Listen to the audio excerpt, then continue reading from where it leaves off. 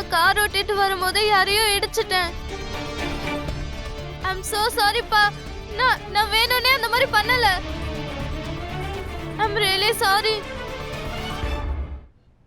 இது எப்படி சாத்தியமாகும்? நான் காலையில தானே பாட்டியை பார்த்துட்டு போனேன். நான் ஆபீஸ்க்கு போயிட்டு கூட பாட்டி கிட்ட பேசினானே.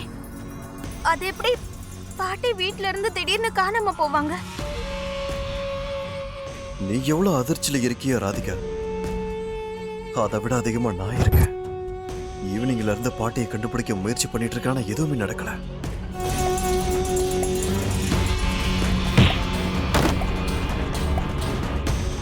யுவன் சொல்றது எல்லாமே போய்.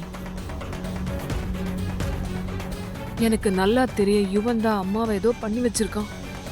கடவுளே, அம்மா எங்க இருந்தாலும் நீங்க தான் அவங்கள பத்திரமா பாத்துக்கணும்.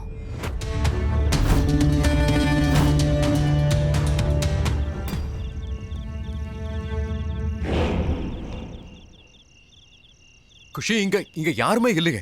இது நல்ல விஷயம் தானே? அப்படின்னா இந்த இடத்துல ரத்தக்கரை எதுவும் இல்லை. அப்படின்னா அந்த ஆக்சிடென்ட் சீரியஸ் இல்லைன்னு தானே அர்த்தம். ஒருவேளை அவங்களுக்கு சின்ன காயம் ஏற்பட்டிருக்கலாம். அண்ட் அந்த லேடி யாரா இருந்தாலும் அவங்கள டைமுக்கு ஹாஸ்பிட்டலுக்கு கூட்டு போயிருக்கலாம். அவங்க இப்ப நல்லா இருக்கலாம். ஐ விஷ் அப்படிதான் இருக்கணும்.